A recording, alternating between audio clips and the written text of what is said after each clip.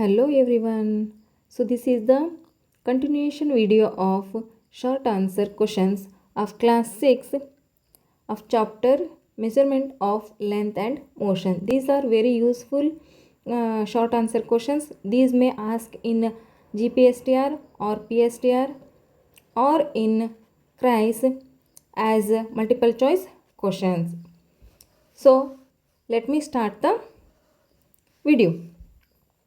First one, what is the SI unit of length? The correct answer is meter. Second one, how many centimeters are in a meter? There are 100 centimeters are in 1 meter.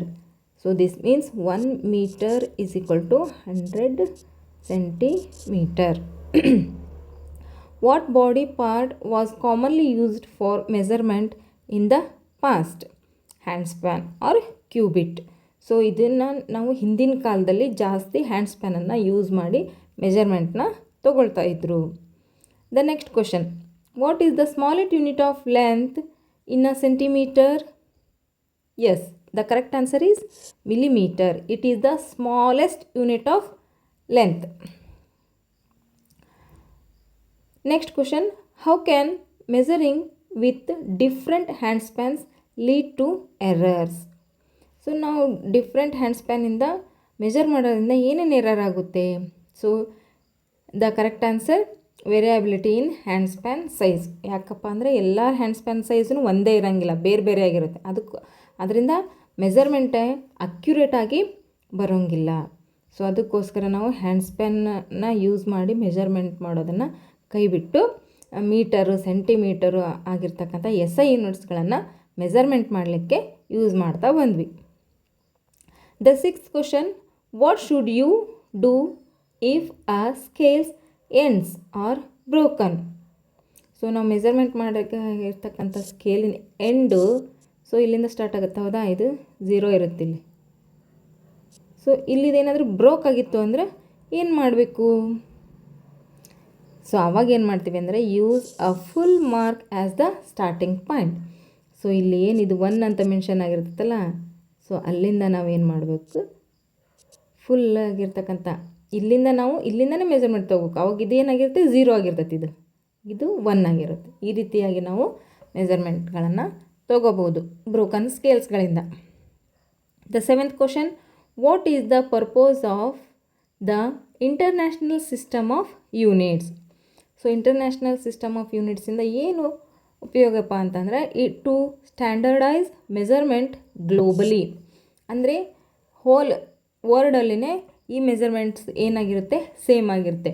ವ್ಯಕ್ತಿಯಿಂದ ವ್ಯಕ್ತಿಗೂ change ಆಗಿರೋಂಗಿಲ್ಲ, ಸ್ಕೇಲಿಂದ ಸ್ಕೇಲ್ಗೂ change ಆಗಿರಲ್ಲ. ಒಂದೇ ಒಂದು 1 metre scale ಇದೆ ಅಂದರೆ ಅದು ನಾನು measure ಮಾಡಿದ್ರೂ 1 ಮೀಟರೇ ಇರುತ್ತೆ, ನೀವು ಮೆಜರ್ ಮಾಡಿದ್ರೂ 1 ಮೀಟರೇ ಮಾಡುತ್ತೆ. ಇಂಡಿಯಾದಲ್ಲಿ ಮೆಜರ್ ಮಾಡಿದ್ರೂ 1 ಮೀಟರೇ ಇರುತ್ತೆ, ಅಮೇರಿಕಾದಲ್ಲಿ ಮಾಡಿದ್ರೂ 1 ಮೀಟರೇ ಇರುತ್ತೆ. So this is the purpose of the international system of unit because of accuracy.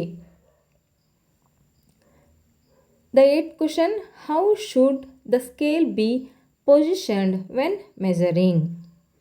So ಒಂದು ಮೆಜರ್ಮೆಂಟ್ ಮಾಡಬೇಕಾದ್ರೆ ಸ್ಕೇಲ್ನ ಯಾವ ರೀತಿಯಾಗಿರ್ತಕ್ಕಂಥ ಪೊಸಿಷನಲ್ಲಿ ಇಡ್ಬೋದು? In contact with the object. Question number 9, what is the correct way to write units of length? Lower case letters with a space before the number. ಅಂದರೆ so ಈಗ 1 centimetre ಇದೆ ಅಂದರೆ ನಾವು ಯಾವಾಗಲೂ ಅದನ್ನು ಲೋವರ್ ಕೇಸಿಂದನೇ ಬರಿತೀವಿ. 1 kg ನೋಡಿ, ಯಾವಾಗಲೂ ನಾವು ಅಪ್ಪರ್ ಕೇಸ್ಗಳನ್ನು ಯೂಸ್ ಮಾಡೋಂಗಿಲ್ಲ. ಅಪ್ಪರ್ ಕೇಸ್ ಮೀನ್ಸ್ ಬಿಗ್ ಲೆಟರ್ಸ್ಗಳನ್ನು ಯೂಸ್ ಮಾಡೋಂಗಿಲ್ಲ, ಯಾವಾಗಲೂ ಸ್ಮಾಲ್ ಲೆಟರ್ಸ್ಗಳನ್ನೇ ನಾವು ಯೂಸ್ ಮಾಡ್ತಾ ಬರ್ತೀವಿ ಲೆಂತ್ಗಳನ್ನು ಬರಿಬೇಕಾದ್ರೆ, ಮೆಜರ್ಮೆಂಟ್ಗಳನ್ನು ಬರಿಬೇಕಾದ್ರೆ. So the 10th question, how do visually challenged students measure length? So visually challenged students ಯಾವ ರೀತಿ ಮೆಜರನ್ನು ಮಾಡ್ಬೋದು ಲೆಂತನ್ನು ಅಂದರೆ using special scales with raised marking. So ಅಲ್ಲಿ ಅವ್ರಿಗೆ ಟಚ್ ಮಾಡಿದ್ರೆ ಮಾರ್ಕಿಂಗು ಗೊತ್ತಾಗೋ ರೀತಿಯಲ್ಲಿ ಇರುತ್ತೆ. ಸೊ ಈ ರೀತಿಯೆಲ್ಲ ಮಾರ್ಕಿಂಗ್ ಯಾವ ರೀತಿ ಇರುತ್ತಪ್ಪ ಅಂದರೆ ಅವರು ಟಚ್ ಮಾಡಿದರೆ ಆ ಮಾರ್ಕಿಂಗ್ಗಳು ಯಾವುದು ಅಂತಂದು ಹೇಳಿ ಗೊತ್ತಾಗ್ಬೋದು, ಆ ರೀತಿಯಲ್ಲಿ ಇರುತ್ತೆ. The next question 11th question, what is a reference point? Reference point ಅಂದ್ರೇನು? The answer, a reference point is a fixed point used to describe the position of an object. ಒಂದು ರೆಫರೆನ್ಸ್ ಪಾಯಿಂಟ್ ಅಂದರೆ ಏನಪ್ಪ ಅಂದ್ರೆ ಅದು ಏನು describe ಮಾಡುತ್ತೆ? Position of a ಆಬ್ಜೆಕ್ಟನ್ನು represent ಮಾಡುತ್ತೆ. So this is the reference point. ಇಲ್ಲಿಂದ ಎಷ್ಟು ಮೀಟರ್ ದೂರದಲ್ಲಿದ್ದಾನೆ, ಇಲ್ಲಿಂದ ಎಷ್ಟು ಕಿಲೋಮೀಟರ್ ದೂರದಲ್ಲಿದ್ದಾನೆ ಆಬ್ಜೆಕ್ಟ್ ಅನ್ನೋದನ್ನು ಅದು ಏನು ಮಾಡುತ್ತೆ? ರೆಫರ್ ಮಾಡುತ್ತೆ. The question number 12, give an example of a reference point in daily life. Yes, the bus stop is in front of my house. So ಅದು ಏನಾಗುತ್ತೆ? ಒಂದು ರೆಫರೆನ್ಸ್ ಪಾಯಿಂಟ್ ಆಗುತ್ತೆ. ಬಸ್ ಸ್ಟಾಪ್ ಅನ್ನೋದು reference point. The next question 13th, what ensures accurate measurements of positions? Answer is, using consistent reference points ensures accuracy in measurements. The 14th question, when is an object considered to be in motion? ಯಾವಾಗ ನಾವು ಒಂದು object ಮೋಷನ್ನಲ್ಲಿದೆ ಅಂತಂದು ಹೇಳಿ ನಾವು consider ಮಾಡ್ತೀವಿ?